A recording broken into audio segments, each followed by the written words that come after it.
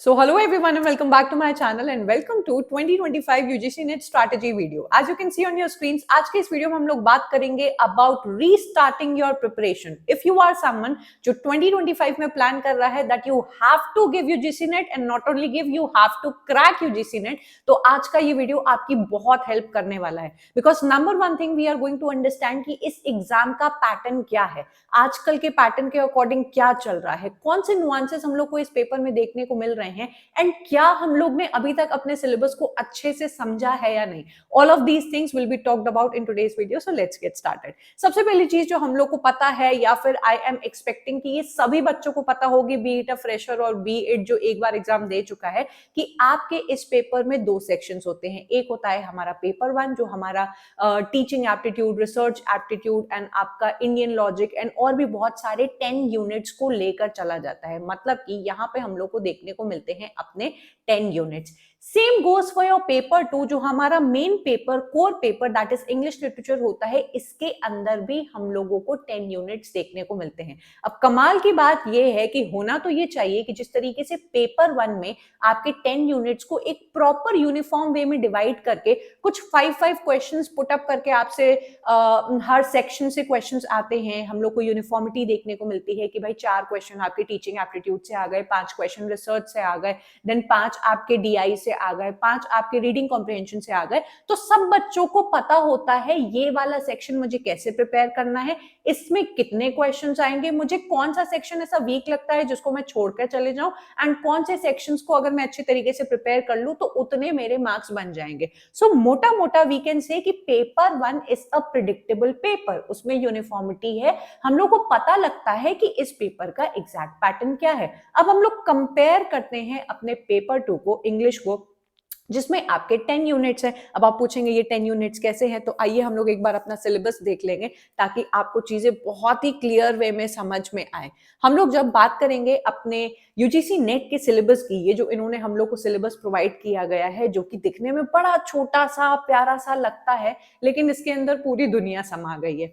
If you look closely over here तो आपके ये हैं पूरे 10 सेक्शंस. ठीक है, ये बन जाते हैं आपके 10 सेक्शंस ऑफ योर सिलेबस, जिसमें आपको यूनिट 1 में ड्रामा देखने को मिलेगा, poetry, fiction, short story, non fictional prose. उसके बाद आपका लैंग्वेज एंड पेडागोजी वाला सेक्शन आ जाएगा. इंग्लिश इन इंडिया आ गया जिसके अंदर आपकी बहुत सारी पॉलिसीज आती हैं एंड कमीशंस आते हैं. Cultural studies, literary criticism, literary theory and research methodology. अब ये देखने में मैंने जैसा कहा कि बड़ा सिंपल लगता है कि क्या ही करना है, इसको पढ़ना स्टार्ट कर देना है, पर ऐसा नहीं है. इफ यू लुक क्लोजली आपके ये जो 4 आपको यूनिट्स दिखाई दे रहे हैं, ड्रामा कहाँ का, कहीं का भी भैया, जब से ये दुनिया स्टार्ट हुई तब से आपके इंग्लिश से लेके अभी तक की करंट दुनिया में कोई भी ड्रामा हमें पूछना होगा हम आपसे पूछेंगे. पोइट्री कहाँ का, हमें जिसका मन पड़ेगा हम लोग उसकी पोइट्री पूछेंगे. आप हमें मत बताओ कि कौन सी पोइट्री पूछनी है.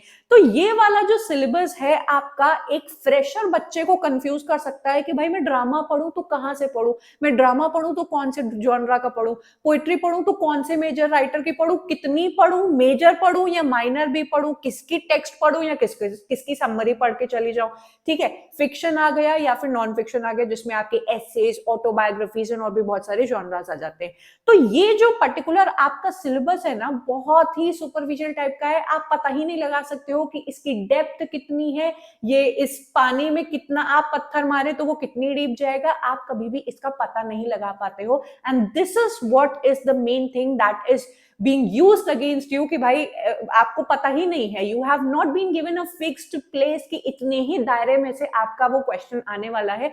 Hence आपका इंग्लिश लिटरेचर इनफाइनाइट बन चुका है एंड जिसकी कोई सीमा नहीं रह गई है. तो ऐसे में एनी पर्सन जो इसको देख रहा है वो अपनी तैयारी कहां से स्टार्ट करेगा, उसके तो भाई सरवर उसका घूम जाने वाला है. इसकी वजह से what I have done is कि आई हैव सिग्रीगेटेड द सिलेबस. ये जो आपने सिलेबस वहां देखा ना, उसको अगर मैं प्रॉपर सेक्शंस में डिवाइड कर दूं एंड आपको क्लियरली बताऊं कि किस किस टॉपिक से क्वेश्चंस आते हैं, तो वो आपको क्लियरली इस पेज पे दिखाई देंगे.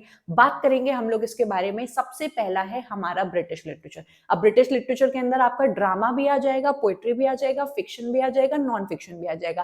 पर फर्क ये है उस आपके सिलेबस से पढ़ने में और इस तरीके से पढ़ने में कि आपको सबसे पहले ब्रिटिश लिटरेचर की हिस्ट्री पता होगी, आप उसकी पूरी एजेस से स्टार्ट करेंगे, आपको क्लियरली एक क्रोनोलॉजिकल वे में पढ़ने का जो तरीका है वो ज्यादा आई वुड प्रेफर कि ये मुझे ज्यादा बेटर लगता है, क्योंकि उससे आप लोकेट कर सकते हो कि आपने कितना पढ़ा, कहां से पढ़ा, क्या ज्यादा इंपॉर्टेंट है, किसको साइडलाइन कर लेना है, एंड इसके पूछने की आपकी फ्रीक्वेंसी क्या है। सो ब्रिटिश लिटरेचर है, उसके बाद है आपका इंडियन लिटरेचर, उसी तरीके से we have American literature, we have post colonial literature and your European literature. ये जो मैंने पहला सेक्शन सिग्रीगेट किया है, इसके अंदर आपका drama, poetry, fiction, non fiction सब कुछ आ जाता है पहले सेक्शन के अंदर। अब आप चलेंगे दूसरे सेक्शन में। दूसरा सेक्शन है जहां पर आपका literary criticism, literary theory, literary movements, cultural studies and literary terms end devices होते हैं। ये एक ऐसा सेक्शन है जो बहुत ज्यादा easy section I would say, क्योंकि इसमें आपको कहानियां नहीं लर्न करनी है, इसमें आपको बहुत ज्यादा आई वुड से कि पोएट्री की डिटेल में नहीं जाना है, पोएटिक लाइंस नहीं लर्न करनी है। इस पूरे सेक्शन से आपको डेट पता होनी चाहिए, वर्क पता होनी चाहिए, ऑथर पता होने चाहिए, एंड अगर किसी मेजर वर्क से कोई एक दो लाइन इक्का दुक्का पूछ ली तो पूछ ली। तो ये वाला जो सेक्शन है ना, ये बहुत ही मस्त सेक्शन है जिसको यूजुअली लोग अवॉइड करते हैं, जिसको नहीं करना चाहिए, क्योंकि ये वाला सेक्शन अगेन आपका सेकंड मोस्ट इंपॉर्टेंट सेक्शन है। तीसरा सेक्शन जो आता है उसमें आ जाते हैं आपके लिंग्विस्टिक्स वाले क्वेश्चन, जिसमें language and pedagogy, teaching methodologies आपसे पूछी जाती हैं, grammar translation method, direct method, then आपका सजेस्टोपीडिया आ गया, इंग्लिश की first language, second language, native language, non native language, ये सारी चीजें इसके अंदर आती हैं। इंग्लिश इन इंडिया, ये जो हम लोग आज इंग्लिश पढ़ रहे हैं वो इंडिया में कैसे आई, तो आपके स्टेट आफ्टर योर इंडिपेंडेंस के बाद किस तरीके से इंग्लिश को हम लोग ने अडॉप्ट किया, या फिर आपके जब ब्रिटिशर्स आए थे किस तरीके से ईस्ट इंडिया कंपनी के तहत हम लोग को वो इंग्लिश पढ़ाने लगे, फिर missionaries I and all such thing, वो कमीशन का पार्ट बन जाएगा। 13th पार्ट है आपका रिसर्च मेथोडोलॉजी, जो कॉमन है आपके पेपर 1 से। आई वुड नॉट से कि पूरा आपने पेपर 1 में पढ़ा है तो पेपर 2 के भी क्वेश्चंस लगा लोगे, क्योंकि लिटरेचर के अंदर जो रिसर्च एंड मेथोडोलॉजी है वो थोड़ा सा और वास्ट चला जाता है, जिसको हम लोग पढ़ते हैं, बट मोटी मोटी चीजें आपको इंडक्टिव, डिडक्टिव एंड बहुत सारी ऐसी चीजें हैं जो आपको सेम देखने को मिल जाएगी। सो जो भी बच्चा इस पेज को देख रहा है वो बिल्कुल अपने मन में इस सारे जितने सेक्शंस मैंने 13 सेक्शंस बनाए हैं उसको सबसे पहले फिट कर ले, and if you are starting your journey तो आप अपनी कॉपी में इन सभी सेक्शंस को अलग अलग लिखो। इससे होगा क्या कि आपको नेविगेट करने में बहुत ज्यादा आसानी होगी। आई ऑफन सी यूट्यूब पे मतलब ऐसे ड्रामा करके आपकी वो डली रहती है, एक हेडिंग डली रहती है, एंड कोई भी टीचर आता है ड्रामा को पढ़ाने लग जाता है। वो ड्रामा कहां से आया, कौन से आप राइटर को पढ़ा रहे हो, वो ब्रिटिश जॉनरा का है, वो इंडियन जॉनरा का है, वो ये है, तो वो सब जंबल अप हो जाता है। व्हाट आई वुड प्रेफर और what I would suggest you people कि आप लोग पढ़ाई करो तो सेक्शन वाइज पढ़ाई करो। आपने सबसे पहले ब्रिटिश लिटरेचर को उठाया एंड उसकी सारी एजेस के अकॉर्डिंग उसके आपने मेजर एंड माइनर राइटर्स को पढ़ा, उनके मेजर वर्क्स और उसकी डेट एंड क्रोनोलॉजी को पढ़ा आपने। देन आप दूसरे सेक्शन पे गए, आप इंडियन लिटरेचर पे गए, उसी तरीके से आपने इंडियन लिटरेचर के अंदर इंडियन पोएट्स के बारे में पढ़ना स्टार्ट किया, उसके जितने ड्रामेटिस्ट हो गए, उसके प्ले राइट हो गए, उसके ट्रांसलेटर्स हो गए, आपने दलित लिटरेचर का एक अलग सेक्शन बना लिया, फिर आपने इंडियन एस्थेटिक्स का बना लिया। This is how you complete a particular syllabus.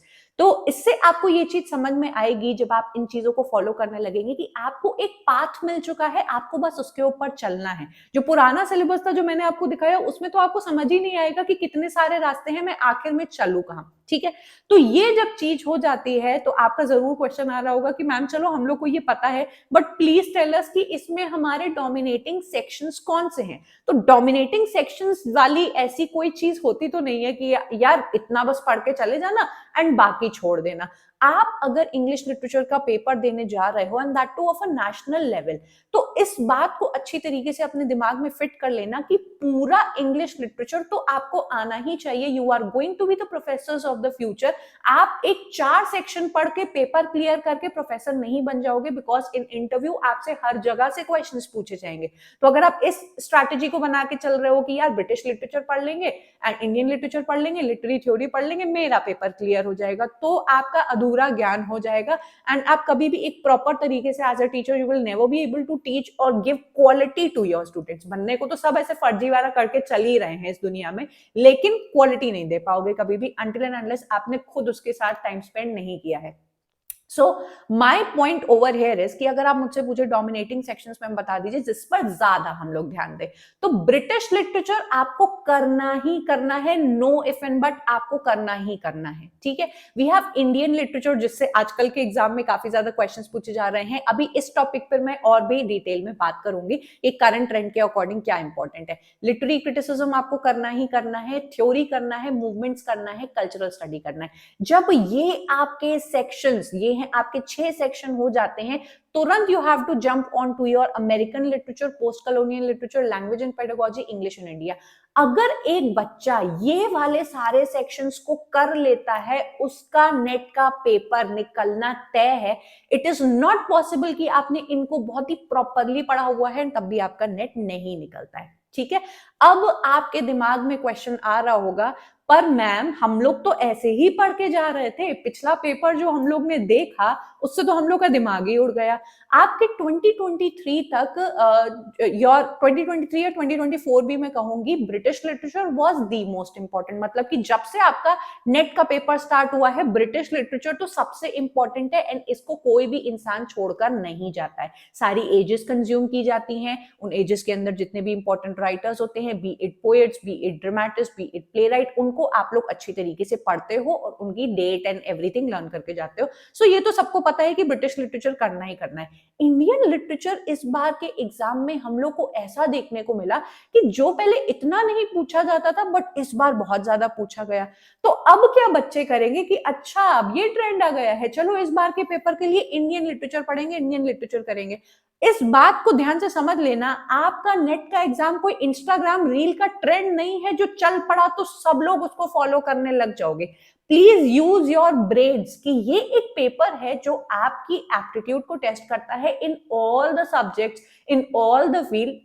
आप किसी सेक्शन को ज्यादा टाइम स्पेंड कर सकते हो, हैविंग सेड दैट आप किसी सेक्शन को साइडलाइन नहीं कर सकते हो, otherwise you are not worthy of becoming an English professor. My point over here is कि ये जो एक पेपर देने के बाद आप कहते हो कि अब हम लोग चलो जो लास्ट पेपर में पूछा गया था उसके ट्रेंड को फॉलो करने लगेंगे, जैसे Indian literature and chronology based question ज्यादा पूछेगा, अब हम लोग इस पे ध्यान देंगे। अगला पेपर पूरा असर्शन रीजन बेस्ड पे हो गया, पूरा लिटरेरी थ्योरी पे हो गया, तो आप क्या करोगे? 2018 का एंड 2019 का अगर आप पेपर कंपेयर करोगे तो आप देखेंगे कि सडनली 2019 में लिटरेरी थ्योरी का एक आउटबर्स्ट आया था एंड तब से बच्चे लिटरेरी थ्योरी को बहुत ज्यादा फॉलो करने लगे थे। तो क्या आपका ये पेपर आपको ट्रेंड के अकॉर्डिंग, जैसे इंस्टाग्राम पे ट्रेंड आता है ना कि चलो आज ये वाला मेकअप करना है तो सारी लड़कियां एक ही मेकअप कर रही हैं, ये वाला ट्रेंड निकला है तो सब लोग उसी गाने पे डांस कर रहे हैं, तो ये आपका यूजीसी नेट उस ट्रेंड के अकॉर्डिंग नहीं चलेगा। If you are a wise student, आप इतने तरीके से काम करोगे कि ये मेरा पूरा सिलेबस है, मुझे इस सिलेबस को प्रॉपरली पहले कंज्यूम करना है। Now if you are a wise student, तो आप देखेंगे कि पिछले 5 साल के 5+ इयर्स जो आपके पास्ट पेपर्स है उनको उठा के आप पैटर्न निकालोगे। अच्छा इस वाले सेक्शंस पे अब ज्यादा क्वेश्चन बन रहा है, चलो मैं इंडियन लिटरेचर को इतना ज्यादा जो हम लोग नहीं पढ़ के जाते थे अब हम लोग थोड़ा सा इस पे ज्यादा फोकस कर दे रहे हैं। ज्यादा फोकस करना एंड आपके एक पूरे सेक्शन को ही करते चले जाने में बहुत ज्यादा फर्क होता है and this is what I wanted to make my students understand. क्योंकि 2025 का भी जो पेपर हुआ उसके बाद बच्चे बहुत ज्यादा कंफ्यूजन में जा चुके हैं कि अच्छा क्रोनोलॉजी बेस्ड क्वेश्चन आ रहे हैं, ठीक है अगले बार के पेपर के लिए we are just going to remember the dates and we are going to do rectification and हमारा पेपर क्लियर हो जाएगा। You are wrong. आपको अगर लगता है कि पिछले 2 पेपर में पोएटिक लाइंस पूछी गई है तो चलो खूब पोएटिक लाइंस हम लोग लर्न करके चले जाएंगे, हमारा पेपर नेक्स्ट क्लियर हो जाएगा। एंड एक्सपेक्ट करना नेट वालों से कि वो आपकी ही दिमाग के अकॉर्डिंग चल रहा है, ये आपकी बहुत बड़ी मिस्टेक होने वाली है। Quotations and Indian literature. So my point over here is कि आप लोग अगर एक समझदार स्टूडेंट हो, स्ट्रैटेजी आपकी क्या रहेगी कि आपको ये पता हो कि व्हाट नॉट टू स्टडी पे आपको इतना ज्यादा टाइम नहीं अपना लगाना चाहिए, how much time to spend.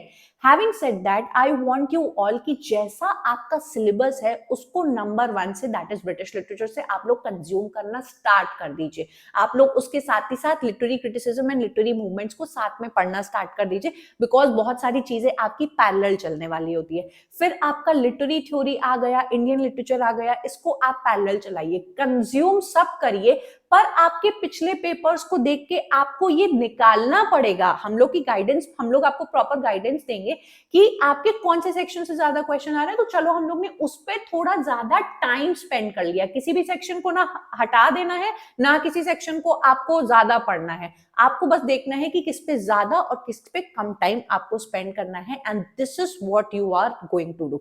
आपको मेजर राइटर्स पढ़ने हैं, आपको सारे उन राइटर्स की जानकारी होनी चाहिए जिन्होंने कभी ना कभी कोई ना कोई अवार्ड विन किया है। आपका बुकर प्राइज हो गया, आपका बहुत सारे प्राइजेस होते हैं, नोबेल प्राइज हो गया, पुलित्जर प्राइज हो गया, देन आपके ज्ञानपीठ अवार्ड हो गया, ज्ञानपीठ अवार्ड हो गया, बहुत सारे इंडियन ऑथर्स के भी होते हैं।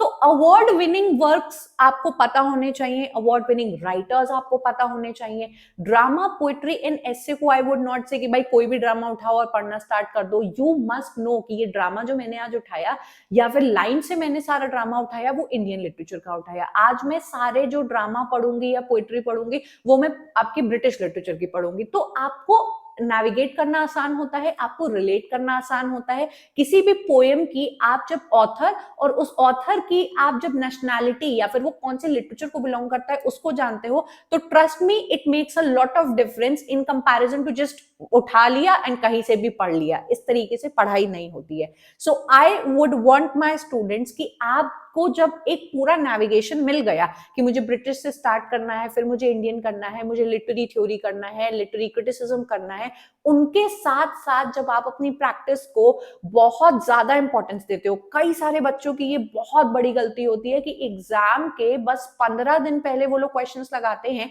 They do not know anything about the pattern. They do not know anything about the kind of questions being put up in front of them. They do not know anything about the keywords, the kind of घुमावदार questions UGC NET is asking. Answer वही होता है, पर question पढ़ पढ़ के जो आप लोग की प्रैक्टिस हो जाती है कि यार मुझे पता है, पागल मत बनाओ, ये है इसका आंसर, बिकॉज आपकी प्रैक्टिस निकल चुकी है इतने क्वेश्चंस को लगा के।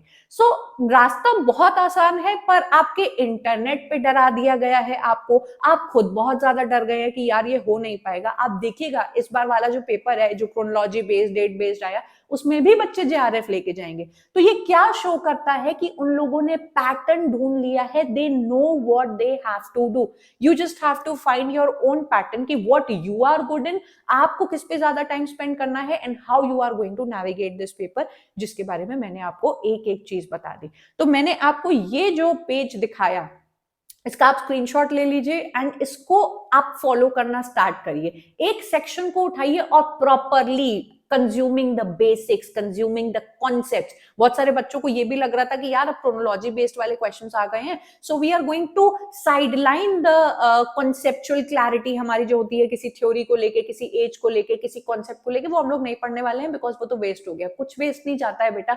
आप लोग जब एक पेपर को क्लियर करके इंटरव्यू में बैठोगे, you are going to sit in front of so many students, आप उनको जब पढ़ाओगे तो आपकी कॉन्सेप्चुअल क्लैरिटी कितनी है वो आपके बात करने से झलकेगी। और ये डिफरेंस आप सब लोग इस इंटरनेट की दुनिया पे देख पाते हैं कि रट्टाफिकेशन को प्रमोट करने वालों में आपको डेप्थ नहीं दिखाई देती होगी in comparison to teachers and so wise students जो इस बात की इंपॉर्टेंस को समझते हैं कि भाई if we are going to be the future professors and teachers, we need to know what do we mean by Marxism theory, we need to know or understand what we mean by post colonial theory और postmodernism। तो इन सारी चीजों को आपको समझना पड़ेगा irrespective of the fact कि आपके एग्जाम में क्या पूछा जा रहा है। सो मेरा आई होप ये जो बताने का तरीका था आपको समझ में आया होगा। कोई क्वेश्चन है आपका तो आप लोग जरूर से नीचे पूछिएगा। एक कांस्टेंट क्वेश्चन जो आप सभी लोग मुझसे पूछ रहे हैं कि मैम आपके और कोर्सेज कब आने वाले हैं, तो मैं उन पर लगी हुई हूं एंड आपके और भी बहुत कोर्सेज आने वाले हैं। मेरे इन 4 कोर्सेज ने बच्चों की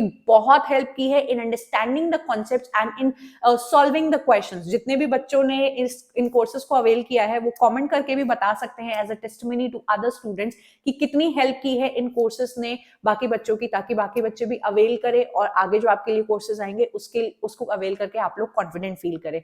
do let me know your feedback कि आप लोग क्या सोचते हो इन वीडियोस के बारे में और आपका क्या मत रहेगा। इन वीडियोस के साथ साथ आप लोग जरूर से क्वेश्चंस प्रैक्टिस करते रहिए, जो आपके लिए बहुत ज्यादा इंपॉर्टेंट है, along with all the other free videos जो मेरे चैनल पर आपको मिलते हैं। एंड आपको मेरे टेलीग्राम एंड व्हाट्सएप चैनल का पार्ट अभी बन जाना है, क्योंकि वहां पर आप मुझसे और भी ज्यादा अच्छी तरीके से कनेक्ट करते हो along with having all other services. So I'm going to take your leave and I'm going to meet you up next in yet another video. Up till then, bye and take care.